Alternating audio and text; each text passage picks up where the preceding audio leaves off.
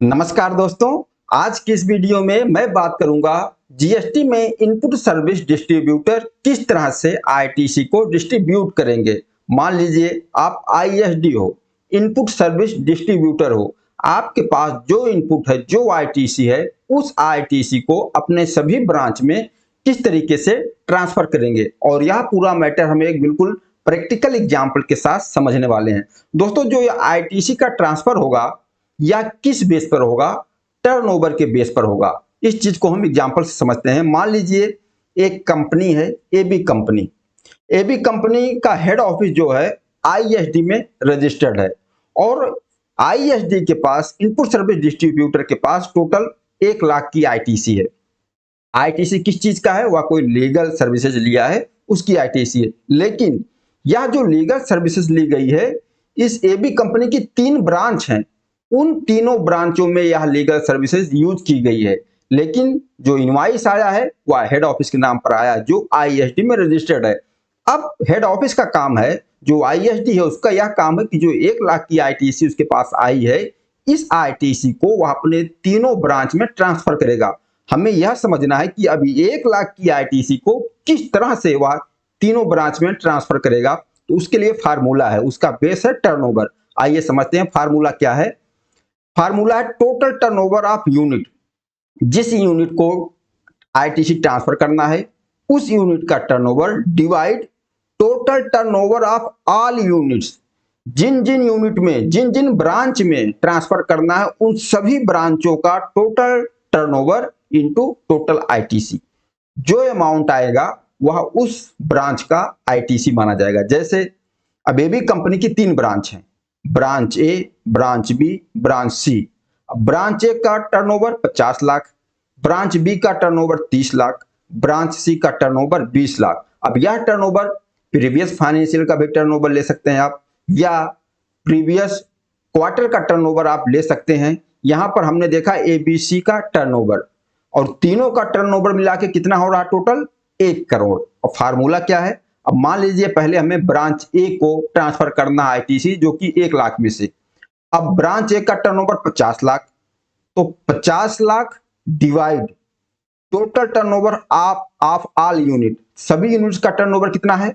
मिलाकर 1 करोड़। तो 50 lakh divide 1 crore into total ITC कितना है? 1 lakh. Total ITC into 1 lakh, 50,000 आ गया। यह 50,000 की आईटीसी ब्रांच ए को मिलेगा। और इसी तरीके से ब्रांच बी का टोटल टर्नओवर कितना है? 30 लाख। तो 30 लाख डिवाइड 1 करोड़ इंटू 1 लाख, 30,000 आ गया। यह 30,000 की आईटीसी ब्रांच बी को मिल जाएगा। और इसी तरीके से ब्रांच सी का भी टर्नओवर कितना है? 20 लाख डिवाइड टोटल टर्नओवर सभी यूनिट्स का 1 crore into total ITC 1 lakh, आ गया 20,000। यह 20,000 आईटीसी किसको मिल जाएगा? ब्रांच सी को। इस तरीके से 1 लाख हमने डिवाइड कर दिया, जो आईएसडी है उसने 1 लाख डिवाइड कर दिया। 50,000 मिल गया ब्रांच ए को, 30,000 मिल गया ब्रांच बी को, और 20,000 मिल गया ब्रांच सी को। इस तरीके से डिवाइड किया। किस बेस पर? टर्नओवर के बेस पर। जिसका जितना टर्नओवर है उस बेस पर उसको आईटीसी मिल रही है। ओके, अब यहाँ मेन पॉइंट क्या समझते हैं। मान लीजिए जो आईएसडी है उसके पास जो इनपुट है, या इनपुट सी जीएसटी होगा, इनपुट एस जीएसटी होगा, इनपुट आई जीएसटी होगा। अगर आप आईएसडी के पास इनपुट आई जीएसटी है, तो आई जीएसटी को आई जीएसटी के रूप में ही ट्रांसफर करेंगे। आई जीएसटी के रूप में ही ट्रांसफर होगा।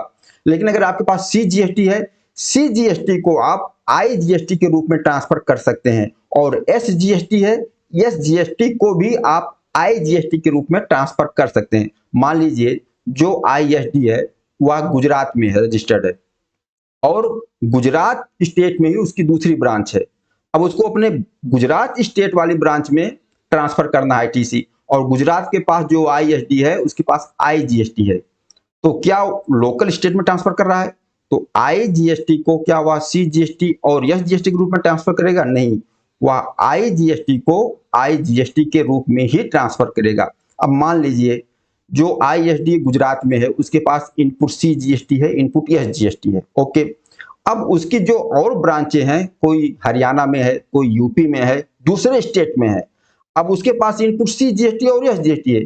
क्या हुआ? जो हरियाणा या यूपी में ट्रांसफर करेगा, CGST SGST ट्रांसफर करेगा? नहीं, उसको वह IGST के रूप में ट्रांसफर करेगा। भले उसके पास इनपुट CGST SGST है, इसलिए हमने यहाँ बताया CGST को IGST के रूप में ट्रांसफर कर सकते हैं और SGST को भी IGST के रूप में ट्रांसफर कर सकते हैं। आपके पास CGST SGST है और लोकल में ही आपको ट्रांसफर करना है, अपने स्टेट में ब्रांच है तो CGST SGST में ट्रांसफर कर दो।